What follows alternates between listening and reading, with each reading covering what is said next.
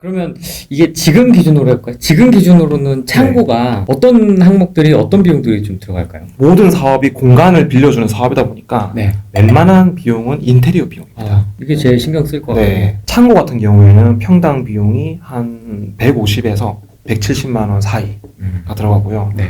이제 공유 오피스 같은 경우에는 평당 180만 원에서 한 220만 원 사이 정도 되는 것 같습니다. 네. 그 이후에 고정 지출들은 제가 운영을 하면서 지출할 수 있는 비용인데, 예를 들면 캡스, 네. 인터넷, 네. 그리고 뭐 좀 더 하면 뭐 세스코, 세스코. 그리고 청소 스태프분들, 청소. 네, 그런 것들. 이런 거는 뭐 평당 얼마씩 들어간다든지 그런 계산이 있을 것 같은데.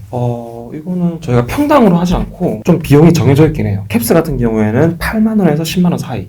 세스코 같은 경우에는 뭐 한 10만 원 전후.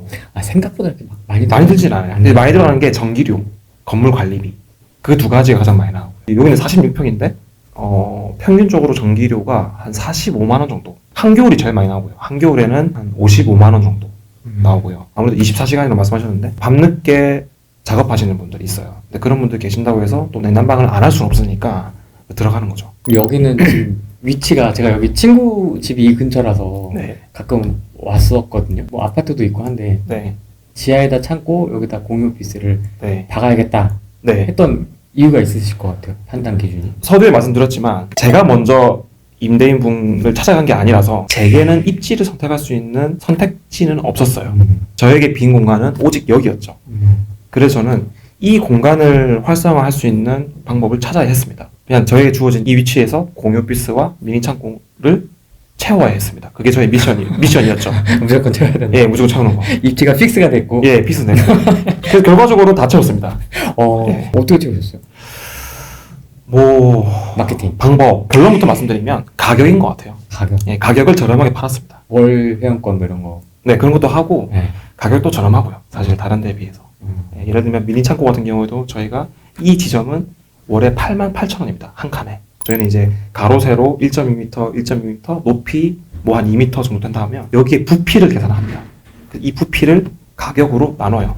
그렇게 하면 저희는 대략 리터당 35원에서 한 30원 안쪽 굉장히 저렴하게 책정을 해요. 근데 하지만 뭐 다락이나 뭐 편한 창고 다른 브랜드들은 제가 계산해봤거든요. 계산해보니까 리터당 한 50원 이상 정도 되더라고요. 차이가 좀 나요. 네, 그래서 저희가 한 15%에서 한 20% 정도 저렴하게 가격을 책정을 했습니다. 뭐 여러 개를 가지고 계시니까 네, 최소 면적 창고 기준으로 40평 이상은 돼야 될 것 같아요. 40평을 하시면 아마 거기에 창고 개수가 한 45개에서 많이 들어가면 50개까지 들어갈 거예요. 개당 8만 원으로 매출을 잡았을 때 8, 5, 40, 400의 매출이 나오죠. 매월. 근데 하지만 실제로 400은 안 나옵니다. 처음에 뭐 오픈 프로모션도 하고 뭐 두 칸 쓰시는 분도 해드리고 하다 보면 이 400이란 매출에서 곱하기 80%를 하셔야 됩니다. 0.8. 0.8. 네, 320. 한 320 정도. 그게 현실적인 매출입니다.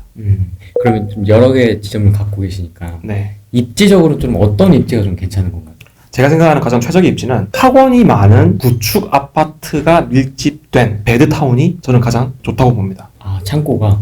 창고도 그렇고 공유 오피스도 그렇고 둘 다. 창고는 왜 그렇죠? 창고는 저희 고객 데이터에 의하면 일단 20대는 없어요. 다 3, 4, 5, 60대부터 시작을 합니다. 그리고 전체 고객에서 한 30%의 고객은 캠핑 장비를 보관하십니다. 굉장히 높네요, 비중이. 굉장히 많아요. 네, 캠핑 장비가 굉장히 많아요. 그 외에 나머지 짐들은 뭐 취미용품, 그리고 집에서 나오는 물건들 있죠. 계절 옷, 선풍기. 뭐 선풍기, 그리고 뭐 안 쓰는 가구. 근데 안 쓰는 가구인데 좀 부피가 작은 거. 버리기 아까운 좀 내가 아끼는 의자. 애매한 거. 그리고 뭐 아이돌 굿즈, 레고, 건담 모으시는 분도 있고 굉장히 다양하십니다. 와이프한테 혼날 만한 거. 그게 꼭 근데 그런 건 아니에요. 와이프 배우자분이 싫어할 만한 물건일 수도 있겠네요. 예, 아무래도 취미용품이니까. 보이면 잔소리 하잖아. 그쵸. 차 트렁크에 있을 만한 것들이 다 들어갑니다. 근데 여성분들도 문의가 많아요. 그러니까 의외로 저희가 남성 여성분들의 문의를 비중을 보면 거의 5대 5거든요. 그러니까 여성분들도 문의가 많은 게 여성분들도 보관하고 싶은 짐들이 많더라고요. 뭐가 있던가요? 뭐 계절 옷, 이불, 뭐 아끼는 소중한 물건들. 그리고 최근 들어서 재택근무가 늘었잖아요. 그러다 보니까 내가 재택근무를 하기 위해서 작은 방의 일부를 비워야 돼요. 예를 들면 옷방이다. 그 옷방에다가 책상을 놓고 의자를 놓다 보면 기존에 작은 방에 있던 짐들을 어딘가로 이동을 해야 되는데 그 공간이 없는 거예요. 그러다 보니까 창고가 필요로 하는 거죠. 그런 게 있구나.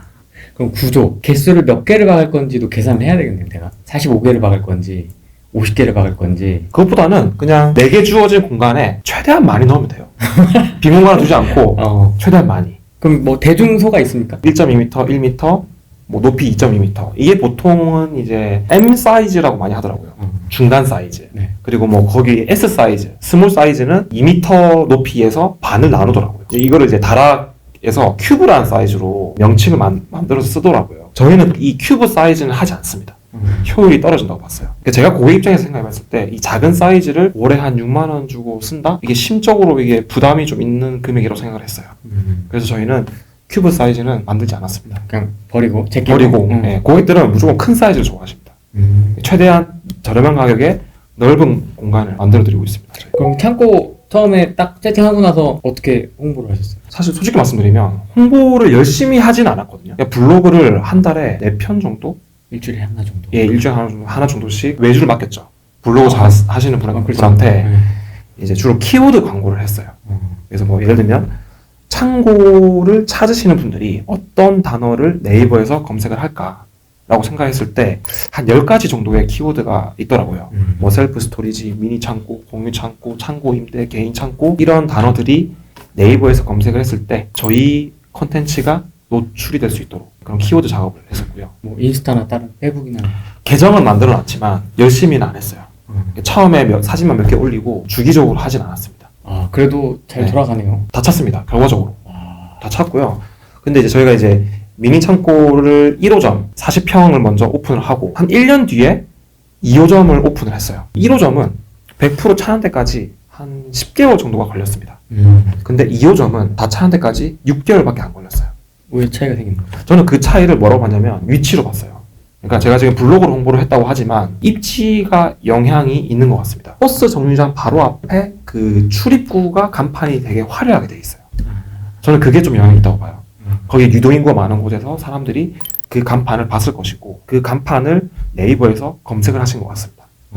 네. 그럼 그 2호점도 아파트 이런 베드타운? 네, 맞습니다. 아, 마케팅을 그렇게만 해도 저는 이렇게 막 뭔가 이렇게 정기적으로 돈을 태우고 이렇게 할 줄 그렇죠. 알았어요. 그러진 않습니다. 블로그에. 1일 1 포스팅하고 뭐 이럴 줄 알았는데. 네, 그 정도는 아니고 블로그에 한 달에 한 4건 정도. 그럼 핵심은 인테리어일 것 같은데 사실. 네, 어차피 맞아요. 시설비 이 투자로 네. 먹고 사는 거다 보니 네. 어떻게 이걸 인테리어를 해야 돼요? 어떻게 잘해야 돼요? 눈탱이 안 맞고. 그렇죠. 인테리어는 눈탱이를 안 맞게 하는 방법은 정말 뭐 인테리어 업자분을 잘 구하시면 되는데 가장 편한 방법은 뭐 다락 같은 큰 브랜드 의뢰하시는 게 제일 편하죠. 근데 아무래도 이제 그런 큰 브랜드들이 비용을 좀 높게 부르다 보니까 이제 거기서 부담을 느끼시는 분들이 직접 창고로 창업을 하시기도 하죠. 근데 그러다 보면 시행착오를 많이 겪으실 겁니다. 저도 아까 초반에 말씀드렸던 평당 150에서 170 사이에 한다고 했는데 네. 거의 최저가예요. 저희가 아무런 이유를 남기지 않고 인테리어 업체에 들어가는 비용 그대로 전달하고 예. 그렇게 한 비용이 150 정도입니다. 정말 미니멈이에요, 그게. 요새 막 그 인건비나 자재값 네. 되게 많이 올랐다 그래서 네, 많이 올랐어요. 걱정 많이 하시더라고요, 네, 사람들이. 그렇죠. 그래서 공간을 아직 뭐 상가를 아직 가지고 있지 않으시다면 기존에 좀 깔끔한 공간을 고르시는 것도 괜찮아요. 뭐 바닥에 데코 타일과 천장에 텍스가 깔끔하게 깔려 있다. 뭐 그런 공간을 선택하시는 것도 비용을 세이브할 수 있는 방법입니다. 인테리어를 하시면서 참고 어려운 점이나 시행착오 같은 게 좀 있으셨어요, 초반에? 처음에요. 그냥 처음부터 잘하셨군요. 근데 사실 인테리어는 인테리어 업체가 다 해줘요. 아니 그래도 어떻게 좀 가이드를 해줘야. 그죠? 사실은 제가 세팅을 할 때 브랜딩에 신경을 굉장히 많이 썼어요. 사실은 저희 창고 이름이 미니 창고 짐이잖아요. 개인 창고, 공유 창고, 미니 창고 이런 단어들을 네이버에 검색하시는 분들이 저희를 발견하십니다. 그러니까 브랜드 자체에 그 카테고리 이름이 들어가 있잖아요. 네. 미니 창고 짐이다 보니까 네이밍을 바로 들었을 때 이게 어떤 서비스다 라는 게 직관적으로 인지가 바로 되는 네이밍. 그러면 그 인테리어를 할 때 정보를 줘야 될 거 아니에요, 인테리어 하시는 분한테 시공을 할 때. 그렇죠. 그래서 뭘 짜서 줘야 될 거 그렇죠. 아니에요. 사인물은 제가 직접 공사를 합니다. 사인물은 제가 사인물 업체를 따로 컨택을 해서 제가 직접 디자인한 거를 최대한 그대로 공간에 녹아들 수 있게 글씨나 폰트나 전달되는 설명이나 이런 것들을 제가 직접 다 감리 감독합니다. 사실 미니 창고를 할 때 인테리어 업체가 만질 수 있는 부분은 많진 않아요. 사실은 비어있어 있는 상가를 보시면 바닥, 벽, 천정 있잖아요. 거기만 칠만 하시면 돼요. 색깔만 칠하시면 돼요. 데코 달 깔고. 그리고 그 창고는 두 가지 방법이 있는데 첫 번째는 샌드위치 판넬, 그 두 번째는 캐비넷 방식, 그 사물함 방식. 네. 그런 방식이 있는데 과거에는 저희도 마찬가지고 샌드위치 판넬로 작업을 많이 했었습니다. 1, 2, 5점, 남양주점까지는 저희가 샌드위치 판넬로 시공을 했는데 최근에 그 샌드위치 판넬에 대한 자재값이 올랐대요. 그래서 지금은 저희가 캐비넷 업체에다가 그냥 통짜로 제품을 의뢰합니다.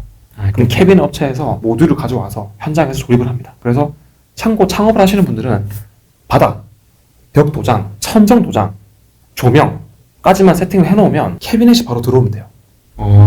굉장히 사실 쉽습니다. 그리고 마지막에 사인물 업체는 뭐 인테리어 업체가 해주시면 좋고 따로 알아보셔가지고 하셔도 되고. 대표님 같은 경우는 따로 제가 따로 하고 관리 감독하면서 했고. 네네. 그럼 그 캐비넷 값은 비싸지 않나? 한 칸에 65만 원에서 한 75만 원 사이입니다. 그래서 제가 아까 말씀드렸던 미니 창고 창업을 할 때 드는 뭐 평당 150이라는 비용이 이 캐비넷 비용이 포함된 금액입니다.